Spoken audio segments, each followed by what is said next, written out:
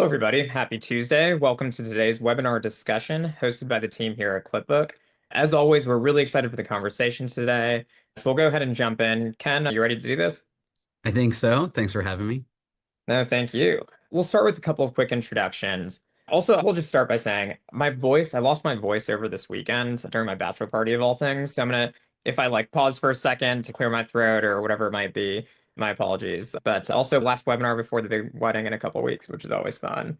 Anyways, to start with some quick introductions, to introduce myself, my name is Adam Joseph. I'm the founder and CEO here at Clipbook. I will be your host today. At Clipbook, we're an AI research and analysis platform for a communications team. Since our launch a couple of years ago, we've now grown to support over 200 enterprises globally, from companies, firms, nonprofits, and government agencies, advocacy organizations all over the country. And today's conversation is one that I'm really excited about. Our topic for today is navigating reputation under fire, Ken Spain's playbook for leading through regulatory and political turbulence.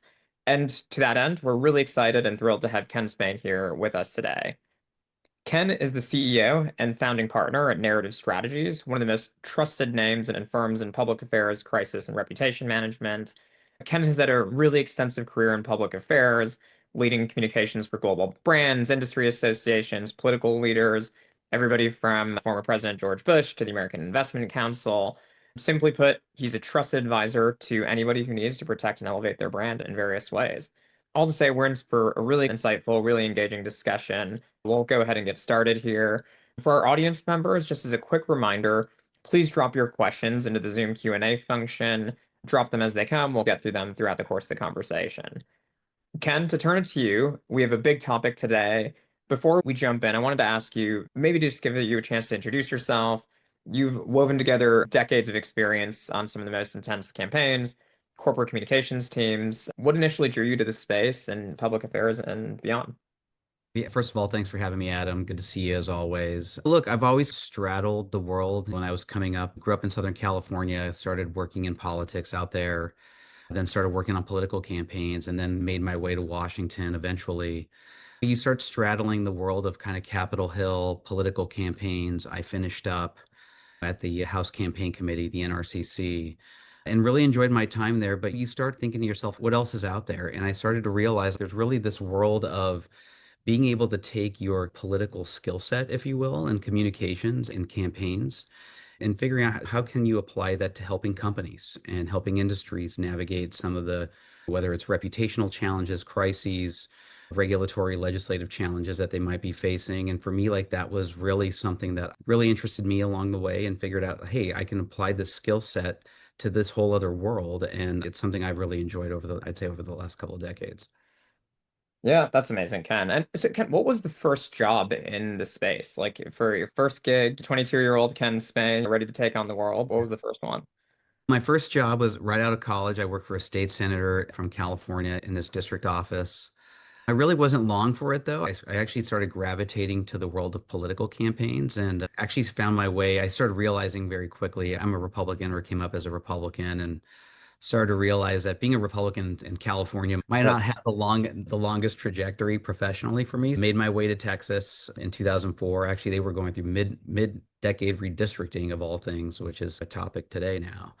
And I worked on some campaigns there and then found myself on the 2004 Bush Cheney campaign in New Mexico and was very fortunate to do that. And then from there made my way to Washington and then started working on Capitol Hill. Yeah, that's amazing. So the transition from you're in various states, California, New Mexico, then making the move to DC, that's a big moment, right? And it's like the political capital of the world in many ways. So what was that like? What was also I would love to hear about the first job in DC as well. Yeah, so my first job was I actually ended up going back to the first guy I worked for in Texas. He was actually from Midland, Texas. So it was a slight cultural departure from my life. And at the time I was living in Huntington Beach, California to Midland, Texas. But went and worked for him in Washington. His name's Mike Conaway. He was a freshman at the time, now retired. Great guy. And I worked for him and then went and worked for another member of Congress. And then I found my way to the House Campaign Committee and I worked at the NRCC, which was at the time chaired by Tom Cole from Oklahoma, who's just an awesome guy. But we ran into the buzzsaw that was the 2008 election. A lot going on that at that time. There was a very unpopular war, an unpopular president, and then there was a financial crisis to boot at the end. But I was lucky enough. I was one of the few people who got to stick around the campaign committee, one of a small handful. And a couple years later, we won back the House majority. And at the end of 2010, but by that point, I was getting a little kind of, I was starting to wonder like what was next for me in politics and whether or not it was something, did I want to stay in pure politics, if you will?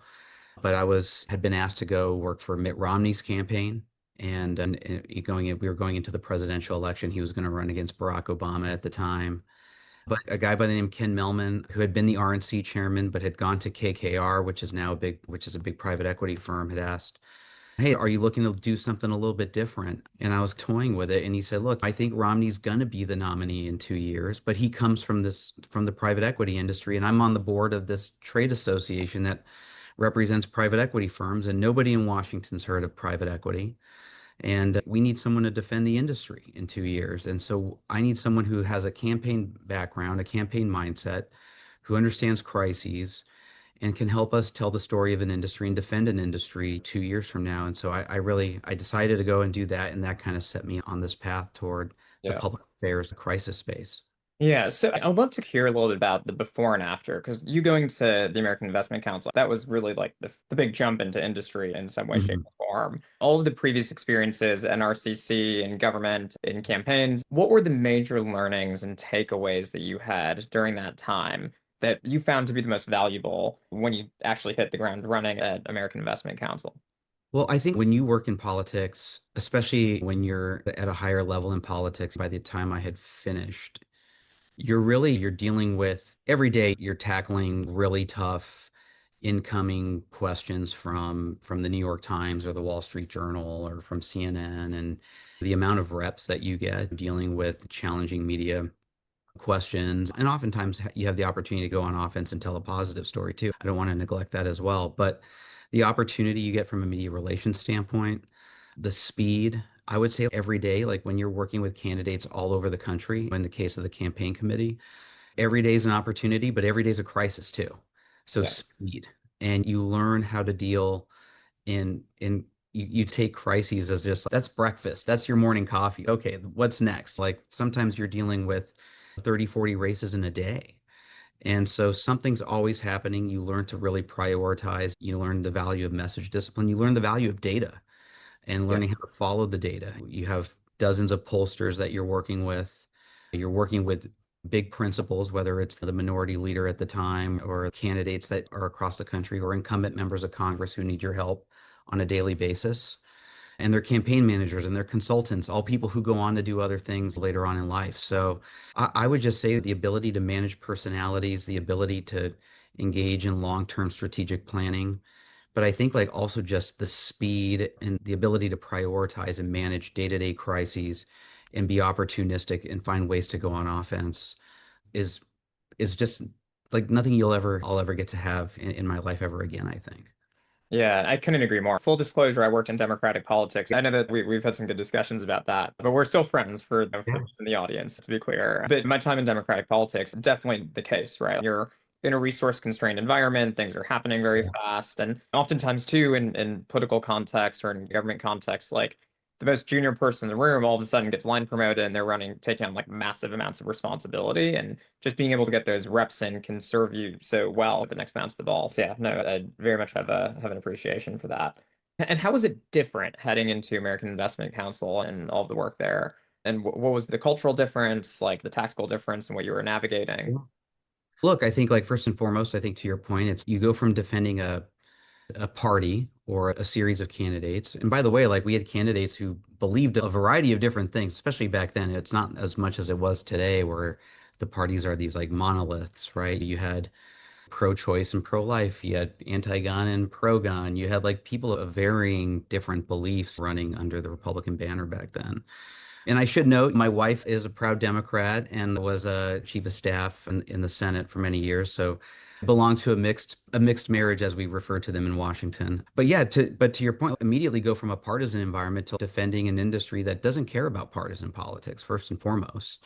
They care about ensuring that they can maintain their license to operate, They care about certain provisions legislatively or from a regulatory standpoint. So you go from this very simplistic political mindset of talking about issues that people really understand on a day-to-day basis to some of these more esoteric and arcane issues or understanding a business model that is very complex.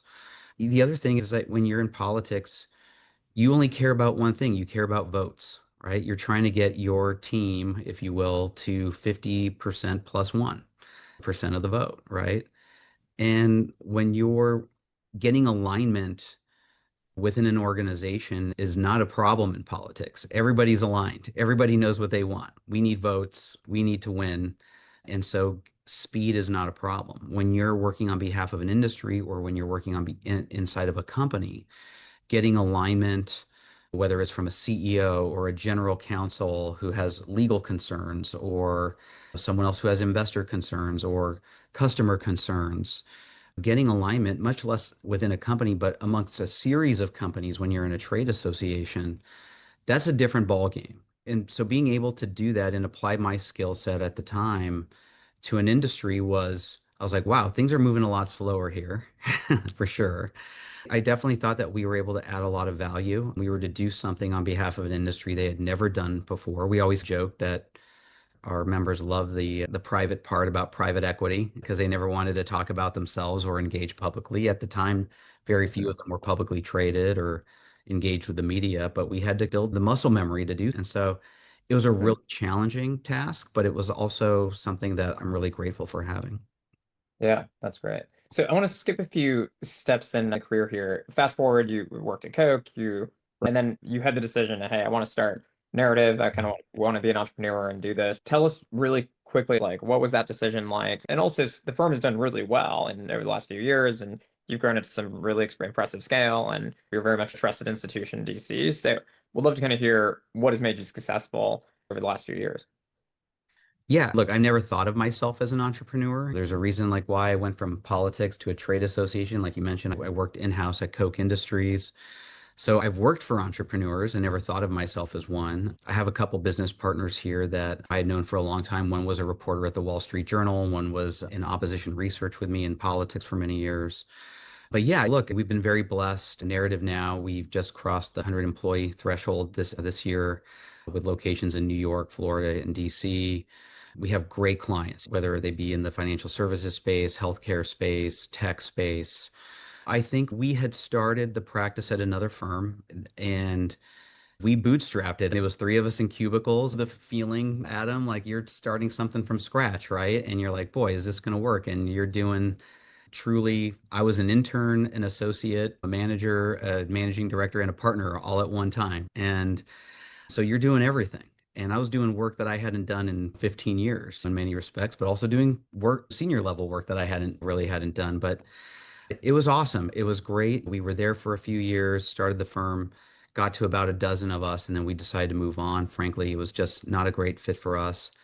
Frankly, the biggest reason why we started Narrative is we wanted a culture-centered firm where, people were excited to go to work every single day. And I think that culture really makes a big difference because if you have a great culture, then also people really want to work with you as clients too, because they see that there's less turnover on your account teams. You're a great person to work with, hopefully, right? People are attracted to that. You build trust with clients. And I think we've been together now 6 years and been able to grow relatively quickly. We also wanted to build a firm that had a lot of capabilities. We have advertising, digital media buying. We've got in-house insights, qualitative, quantitative research, opposition research. And I think that when you're able to apply all the tools and skill sets that you pick up in campaigns along the way and apply them to your clients, people want to stick around. And I think it's been a fascinating journey. It's certainly something I've been really grateful for. But I'd say the most rewarding thing is like really being able to build the team and watch the team grow and then watch our clients respond to hopefully what they believe is the premium service and counsel we're able to provide. Yeah, that's amazing. To shift gears a little bit, I'd love to get into the content of Yeah. reputation management, of crisis, and I'd love to get a sense. You're the trusted voice in the trusted voice in the room for so many clients across the country. As you're engaging clients on a big reputational moment, what are the principles or the rules that you come back to repeatedly? when engaging a client on a reputational matter? Yeah. So look, I think number one is just it fundamentally comes down to trust and understanding who your audience is. And I think that people think that they know who their audience is, or they oftentimes think that they have trust with that audience. But I think you really have to go, first of all, take a look at the data. So we're a very data-driven organization. And I think too many times organizations, companies, our clients will say, no, we know what we need to say. We know what we need to do. And I think that oftentimes the data sometimes confirms what our clients know, but maybe allows them to refine that. But oftentimes our clients find out that what they think they need to say or do, the data doesn't necessarily bear that out. And I find that the data provides the roadmap. Oftentimes, like clients have the tools at their disposal. A company or a CEO or someone in the C-suite has the tools at their disposal to tell a compelling story or to provide the right argument, but they don't necessarily have the correct roadmap to get there, or they don't necessarily understand the audience to which they need to deliver it to. Okay. Sometimes your problem is not necessarily with your customer base. So maybe it's with a political stakeholder audience, or maybe it's with an investor audience, but you're telling your story to the wrong audience, or the wrong story, or the right story to the wrong audience, or the wrong story to the right audience. So oftentimes our job and our ability is that we come to you with the data and we help you figure out how are we ensuring that we are building trust with the right audience, and what is your value proposition with that audience. I think sometimes we're delivering widgets, right? And we're delivering widgets to our customers. Yeah, but your problem isn't necessarily with your customers. It might be with a whole other audience that is now potentially infecting your customer base. So Totally. unless we fix our problem with this other audience over here, we're not going to, our customer problem is actually only going to get bigger over time. Those are the fundamental issues that we oftentimes have to tackle with our clients. But to me, it all starts with data. And Yeah. that's really, to me, like the crux of a lot of issues that you can fix early on. No, that's great, Ken. What does it take to be data driven? It's not always easy, right? Like sometimes you have an intuitive sense. For the client, they might be talking to their customers, their investors, their stakeholders, their suppliers, their employees. They have a qualitative sense, right, of what the challenges are. But it takes something like actual research, it takes tooling, it Yeah. takes something to be able to really get to that next inflection point. All to say, what does it take to be data driven if you're a client? That's a great point. So for us, we have an insights practice. And so oftentimes, like we'll do things like either whether it's focus groups or one-on-one interviews, sometimes it's just fundamental basic survey research. We do a lot of work with what we call critical audiences. So oftentimes, like sometimes our clients, their most important audience isn't a set of voters. Maybe it's CTOs or maybe it's investors. And so making sure that we're able to reach those audience, understand, and then test a variety of messages with them. Maybe we'll take a look at all of the media, the media sentiment that is out there. Maybe utilizing your platform and saying, hey, look, you've been monitoring the media over the course of the last few weeks. Let's take a look at what the national conversation's been around your issue recently. How do we take that? How do we take some of the arguments you've been using? How do we test those against some of the arguments that some of your critics have been using? And then maybe we come up with some new ideas and some new thoughts, and maybe we test those as well. And then we put those through, what I call the message machine, if you will. And Mhm. after we come back, let's take a look at what works, what doesn't. By the way, what's working that our critics are saying, and let's figure out the right messaging architecture for how we start messaging appropriately. And then depending on the magnitude of the problem, how are we going to deliver that message? In some cases, maybe it's just through earned, or maybe it's just through like what we're going to have some of the C-suite executives start saying going forward. But in other cases, it may be like maybe there's a paid component that needs to go into this. Maybe there's paid advertising, or it's just digital. Maybe it's a very discrete audience to a very narrow set of folks that we will target and then deliver that message to a few times over after we generate the appropriate content to do. Or maybe we put together a media plan over the course of the next few months to help alleviate some of these concerns. I think it just really depends on how acute the crisis is or the challenge is. and how big the audience is. And so that's how we will try to fold data into a lot of these discussions, not only in terms of like how we develop the message, but then in terms of then how are we going to deploy that message once we know what the appropriate message is. Yeah. If seeing clients and enterprises really engage that process, it just seems over time, like over the course of decades, there are companies that just really do this well, right? They manage their reputation well. They have a Mhm. high degree of trust across a range of stakeholders. They've got this massive halo over their head as they engage. What are the qualities that really distinguish those businesses and those organizations versus the ones who are the opposite, right? Kind of have the repeated reputational challenges or constantly digging themselves out of reputational debt publicly.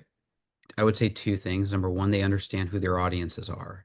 I think, again, oftentimes people will say, I know who my audience is, and it's this. We always have these audiences like out on the periphery, right? That we know that are also potentially affecting, maybe it's a customer base or investor base or whomever it is that's at the core of our audience. But I think the other thing is alignment. And I think building alignment internally is so critical. And I think that strong communications professionals, I think over time figure out how do I build alignment within my organization? Or if I'm a consultant, how am I helping my clients build alignment? Or if I'm in a nonprofit or whatever it may be, getting to alignment is often and getting that buy-in is so critical. And so I think that building the muscle memory early on, trying to find ways to get there, I think is really important. But also from an audience perspective, audiences are just changing. The media landscape has changed dramatically. I think everything has become so politicized. I know we were joking about this earlier before we got on this. I went from my time at the private equity industry then to Koch Industries. That was at the time going through it. And I remember they brought me in because like my background was helping companies and industries who found themselves in the political crosshairs. And at the time, I remember thinking to myself, like, oh, what a niche industry to be in from a PR perspective, but helping companies in politics, like, when is this ever going to happen? And now this is like par for the course all the time. And I think that, and that's a big reason for that is because we live in such a polarized society today, unfortunately. Yeah. And the way that the media is constructed, that now companies and politicians understand that there are political points to be scored by going after companies. And Yeah. so, unless companies and industries realize that they have to start taking into account a political stakeholder audience when thinking through things, government affairs just can't sit off to the side anymore. It has to be part of the business plan and the license to operate plan. Otherwise, it's going to infect your ability to communicate with your core audience. It's understanding that is a key component of your audience as well. And messaging to that audience is a very different exercise as well. Yeah. Yeah, it's funny. These moments are happening with just exactly as you're saying, like almost continuously now. If it's presidential statements on Tylenol causing autism in your healthcare company, right? Or a CPG company that plays in the space, or if you're a large tech company and there's a change in H-1B visa rules and you're paying $100,000 for an H-1B now, and maybe 5% of your workforce is on an H-1B, these things start to matter a lot. And oftentimes our clients will sometimes ask us at Clipbook, they'll say, if there's one thing I want to be able to do, Adam, it's identify those moments before they happen, right? Mm. Like one is something at a check before it's at checkmate, and then we're in the crossfires. But what I usually tell them is that they should use our platform, and that'll help in various ways. But I guess that Clipbook aside, right? I'm curious, Ken, what are the ways that you advise clients to stay ahead of the curve, being in a more proactive front foot posture versus a reactive posture? Yeah, I think first of all, I actually do believe in monitoring. Two things I would say is like having an issues management practice, like internally, I think is really important. And I know a lot of companies don't necessarily have that or have the resources to dedicate to that. But then if your communications practice or your government affairs practice or whatever it may be, should be, we oftentimes just get so wrapped up in the day to day or playing this game of whack-a-mole or dealing with the incoming from whatever the issue du jour is of the day, that it's hard for us to think about what are the long-term issues on the horizon. The ability to start thinking through, hey, from looking at what are our issues, monitoring the media, I think is very important in understanding the landscape because you're going to start picking up trends, right, over time. And then you'll start being able to measure the volume uptick over time on a specific issue, which is something like we tend to do with clients quite a bit. But then also, are you able to invest the resources in tracking? And whether it may be, again, I come back to the data and the insights piece of this, but if you're monitoring the media closely and you're investing in what the political or the media environment is doing, that's where the issues come. That's where the big challenges come. You can see them coming if you are monitoring on a relatively regular basis, and both from a qual standpoint and from a quant standpoint. And I think like we do this survey every year. Actually, we're about to release ours here in the next month or so, I think. So I would invite people to check it out. But we do this thing, Narrative does this annual survey where we take a look at issues that we see coming on the horizon. When a year before ESG was a big issue, we looked at ESG and we said, hey, look, we think this is going to be a potential hot button issue in the coming months and years, especially if Republicans get a hold of Congress. We've talked about trade. We've talked about issues like DEI. And I say this, these are not partisan statements. These are all like, hey, these are issues that companies are going to have to tackle, knowing that political partisans are just going to use this to try and generate headlines for themselves or for their constituents. And so the ability to anticipate, the one way you can do that is through research. And last year we did this on a whole host of issues on trade and manufacturing. And lo and behold, here we are on trade, right? And there are ways to look at this, but you have to be monitoring the media and monitoring the data in order to be truly effective at anticipating and then putting together a plan in place. And our clients that have done well, had plans in place. Doesn't mean like they were silver bullet answers every single time, but like they were able to navigate a lot of these challenges somewhat effectively because they were able to anticipate. Yeah. For the companies that are really struggling to anticipate or constantly on their back foot, what are the things that they're just doing more frequently? So it's like if you had to come up with here's your three-part recipe to really bad reputational management, what would be those three parts? Oh gosh. I Ignore mean, the data, maybe. Ignore the data or actively turn the data down, I imagine. I think like part of it's mentality of, hey, eventually things are just going to go back to the way they were. That day is never coming, first and foremost. I just think about it today. Think about like companies that we're watching today, ABC, Disney, TikTok. Every day a company is making headlines, right, for something that's happening in politics, right? Everybody's time is coming. And I think that, and in many cases, it's not, I don't want to say our fault, and I say our fault, people on this Zoom's fault. I would say that having leadership that really invests in communications and government affairs. Yeah. So it's really incumbent upon us to really try to communicate the value of it, because we find that the companies that are most successful, the trends that we see are CEOs and C-suites who really lean into communications and government affairs in today's day and age and say, hey, we understand that this affects our license to operate. This is not a necessary evil that we have to put up with, and we're just going to put the minimum amount of resources in. We know that this now affects our bottom line. So I would say that's a major component of this. And companies who don't want to invest in it usually then are constantly just dealing with things like this on their back foot almost Yeah. every time. 100%. And to that point, having a strong communications leader at the table in your C-suite, having somebody in your board who can speak to the range of issues, to communications, to corporate affairs, to government affairs, if you're a publicly traded company or otherwise. There's so many companies that think that see their communications just as traditional PR, and then Yeah. PR is tucked away somewhere deep in the bowels of the marketing team. And then 5 years later, they're going through a big reputational moment and they haven't really built the muscle or the leadership to navigate that. To your point, the share of the CEO's mind going towards the comms and the corporate affairs, the dynamics and considerations, I just couldn't agree more. Yeah. Um, And then maybe from a practitioner standpoint is like where the communications folks, the PR folks don't necessarily, maybe they're not as in alignment or as plugged into or don't report into the same person that government affairs does or investor relations does or marketing does. Because a lot of these things, they now have connective tissue. And if you're not communicating with these folks on a regular basis, even if you're not laddering up to them necessarily, but you still have to have that relationship, even if it's just on a day-to-day level.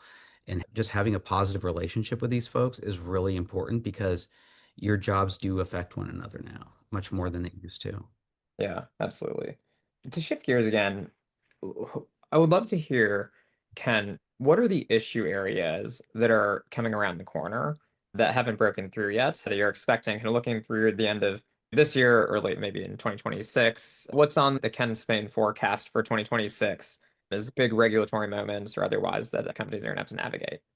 Oh, man, obviously AI. I think like one of the things that we continue to hear is it went from the distrust of AI even like a couple years ago to now we need to embrace AI. And you're hearing it from the C-suite on down. And now it's how do we embrace AI and how is it being communicated from the CEO on down? We're actually in the midst of doing some research on that currently because as you can imagine, people are responding to it very differently. People are very skeptical of it, but they also view it as something that can help them, but they also view it as something that can potentially replace them. We deal with it here. You can tell that people here within our firm want to utilize it, but they're almost afraid to tell you that they've used it because Yeah. now they're like, wait, if I did use it, does that mean like I'm worth less in my role? And we're like, no, keep using it. But help us find efficiency and make more strategic use of your time. I would say like that's going to be a major issue here. And it's also going to be a major issue from a political standpoint as well. So I think that's definitely one that I think is not only, and there's also just derivatives of that as well. Everything from data centers. Data centers are popping up all over the country. And now as a result, they're using a lot of electricity. And now guess what? People's electricity bills are going up. And so Mhm. now how do we balance like the use of AI versus like people's electricity bills, right? And the inability of a lot of utilities to be able to handle the load. So that's going to be a major point of conversation here in the next couple of years. So it's really an interesting time, I think, on that front. I'm trying to think what else. Obviously, I don't think the trade discussion is going away anytime soon, but now it's a question of how do we, as the economy appears to be softening a little bit, where does that discussion go? Are we, are people actually willing to take on the burden of cost? What does that mean for companies who may have to pass some of these costs on to the consumer? And how are they Yeah. going to communicate those? Yeah. Because now inventory is now getting tighter as we get to closer to the end of the year. And that's a real challenge that companies are beginning to face. So I would say those are two major ones. And then I think that as we get closer to the election, you're going to start to see like the return of we've been hearing it DEI on the Republican side from the Republican perspective. I think from a Democratic perspective, it's going to start to uptick. And you're going to start seeing a lot of pressure on the Democratic side saying, hey, all of you companies who abandon DEI, guess what? You now have answered. We're going to start issuing questions and holding hearings if Democrats take back Congress. Next year, I would expect a lot of the conversation around DEI to start to shift again. And how, for all of these issues, the AI, DI otherwise, when does a company choose to act and just start proactively inoculating themselves or starting to navigate it and starting to build it versus actually we should keep our powder dry, wait for it to happen? Like, how do you navigate the let's do something versus actually the best thing that we can do right now is just wait? I mean, like one of the things that we always talk about at Narrative is we're a bipartisan firm. We have people in both parties, and we have people, not just both parties, but we have people from who have worked at the Wall Street Journal, the Washington Post, Fortune Magazine. We have people who have served in other agencies. We have creatives. The thing I love about our team is that we come from like different perspectives and different backgrounds in different professions. And then the biggest piece of counsel I always give is do not overcorrect. We have helped companies and counseled clients start thinking through your messaging. How are you communicating things, whether it be on your website or how you talk about things externally going forward? Or let's go take a look back at how you've been talking about things. And let's make sure that we're not changing ourselves radically. Maybe we want to emphasize certain things as we're going forward about the company that maybe we haven't emphasized before. So we just don't get ourselves in trouble unnecessarily. But let's not change our identity. Let's not change who we are as a company. I think that's truly inauthentic, and people, I think, can smell that right away. But if you actually try to just change who you are, then I think you're just going to get yourself in trouble. And by the way, we live in a world where everything's a political whipsaw these days. Now it's Republican controlled Washington. 2 years ago, it was Democrat. It was a Democratic White House, but 2 years before that, it was all Democratic controlled Washington. If we try to plan for what Congress or the political landscape is going to look like, we're going to fail. So we should make sure that we are putting ourselves in a position where we minimize problems no matter what the outcome of any election is, right?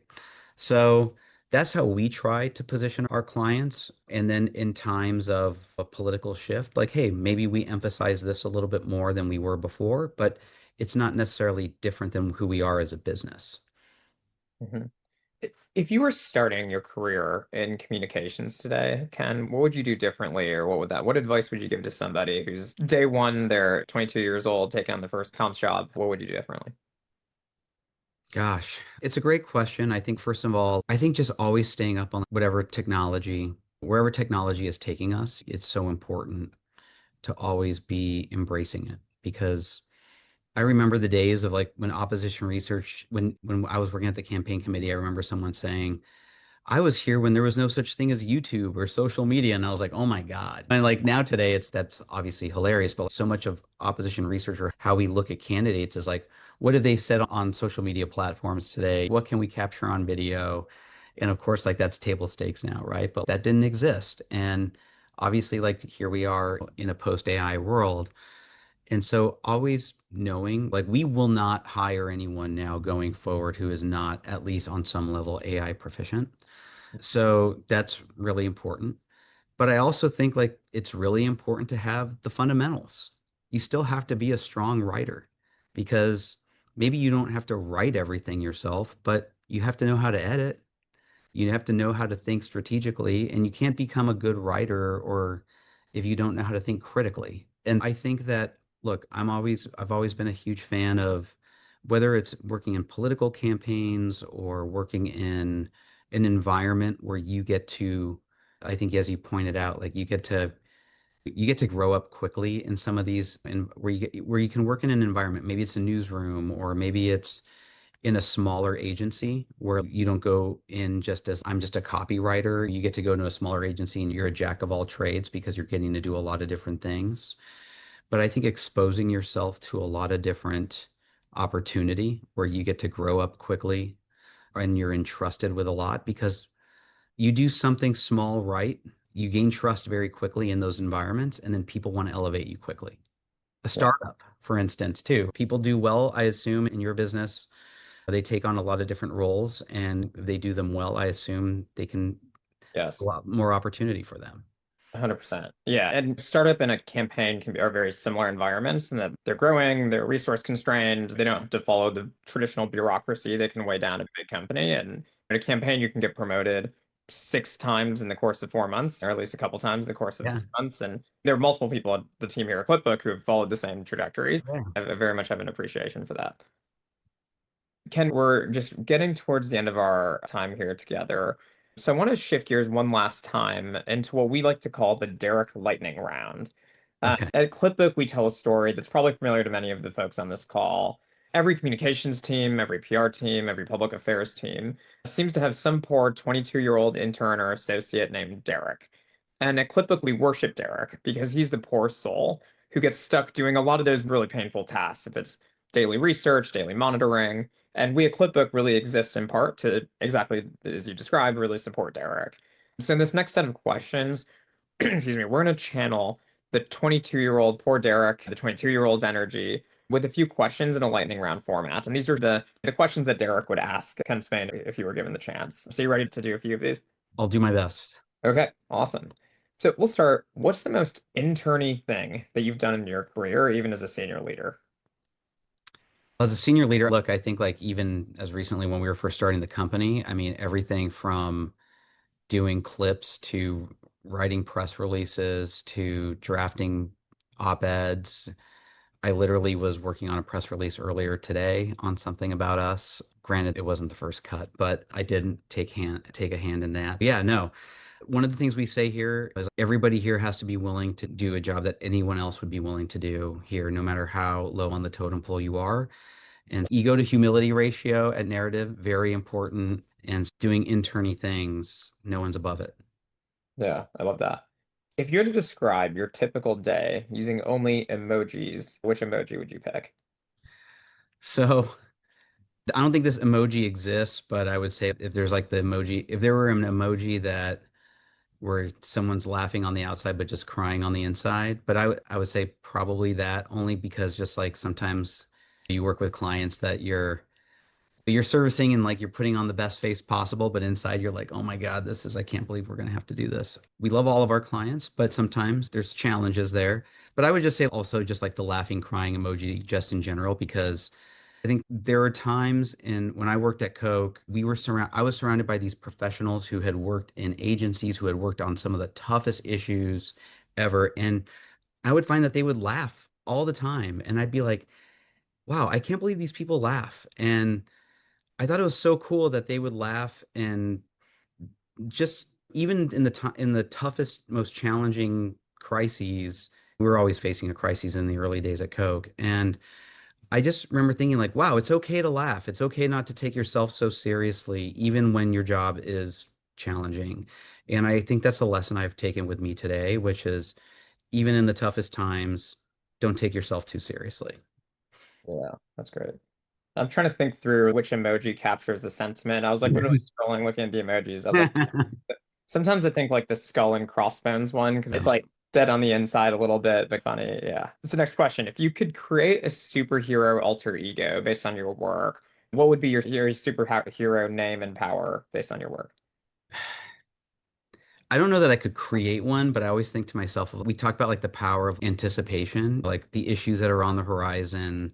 How do we know about client challenges or things that before they were going to happen? Like obviously that would be the ultimate superpower, right? Because then like we could go build alignment internally. We could have the playbook at our disposal. We would be able to manage things and put things to bed a lot easier.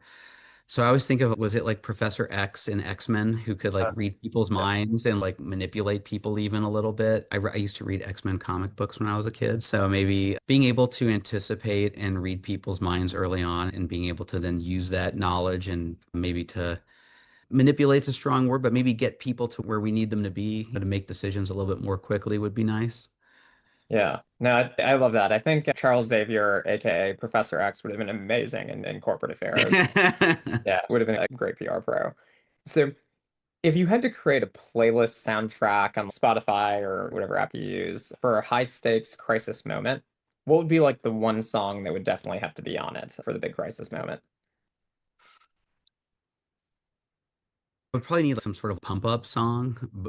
Give me like an Eye of the Tiger or something like that. But I would say one thing I would say is if you needed like a true like theme song, I did notice. So I watched this Billy Joel. I was not a big Billy Joel fan. Like he's before my time, but HBO, if you haven't seen it, HBO did this big documentary on Billy Joel recently, and it was awesome. I hardly knew anything about the guy, and I followed his music, and I was just blown away by his music and how he created his music and his background in classical music and then also just like his love of all different types of music.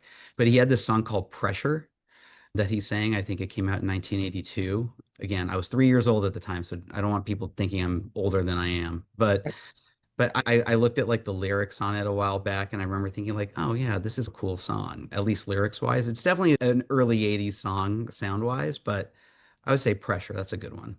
Good. I don't know if I know that song. I'm not going to make you sing it on the webinar, No, no, you do not buddy. want.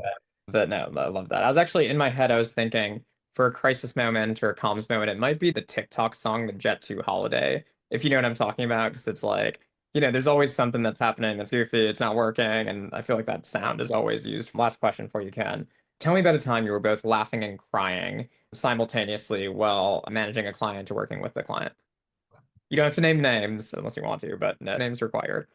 Gosh. So we work on behalf of, I think this year we've worked on behalf of like about 130, 140 clients this year. I won't use one I've worked on, but yeah, there was definitely one that we had a pretty senior person on the team here who was really having a challenge recently. And it was a pretty big client facing a really big, pretty big variety of challenges. But look, it's I would just say trying to figure out how to do this. But they were engaged in a number of things. It was a client with a true crisis, but then had to utilize like a number of different strategies. But it was a client that I would say one of those clients who knows what they want, but doesn't know what they want. Yep. And let's go find me a rock. No, not that rock kind of Yeah. situation. And we brought that client a lot of rocks. And I think at the end of the day, it was a pretty challenging situation for that person managing that client who I think was under and I think that's the other thing people have to remember is our clients are under an enormous amount of stress at Yeah. times. And that stress rolls downhill. And it definitely rolled downhill for this particular employee. And my job, oftentimes, and the jobs of other senior leaders here in the firm, is to help that person navigate the challenge, not just with the client, but to remind themselves, like, hey, you're doing a good job. In 6 months from now, is this really going to matter? And I think that's the other thing I try to tell people is like, take the 6 month view. Like, in 6 months, are we going to look at this moment and be like, oh my gosh, this was the end of the world? And Yeah. 9.9 times out of 10, the answer is usually going to be no. I would say I look at it more now for the most part. Oftentimes I'm looking at it through like the employee lens. But yeah, I would say that one in particular is probably the most recent example. I love that. In 6 months' time, I know Ken, you and the team at Narrative are going to continue to crush it out in the market and deliver some really great work for your clients. Ken, thank you so much for joining us today and for the conversation. If you're on this call, before we run, I'll make a quick final plug here. If you're on this call, if you're part of a media team, a public affairs team, or in comms in general, our team at Clipbook, we'd love to meet you. We are an AI research and analysis platform. We automate your desk research with an amazing degree of comprehensiveness and precision. We're the largest AI company built for communications teams and public affairs teams in the world. Reach out to us anytime at clipbook.com. Other than that, thank you all for joining us. Ken, thank you again, and have a great rest of your afternoon. Oh, thanks for having me. Appreciate it. Thanks much. Take care.